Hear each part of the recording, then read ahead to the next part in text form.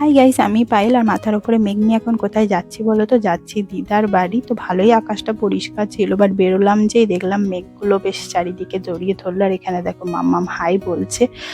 আর এই দেখো, দেখতে পাচ্ছ যতই যাচ্ছি ওইদিকে দেখছি মেঘ যতই ছড়াছড়ি। আর রাস্তাঘাটের অবস্থা এত সুন্দর যে 2 ঘন্টার রাস্তাটা 4 ঘন্টা আমাদের লেগেই গেল।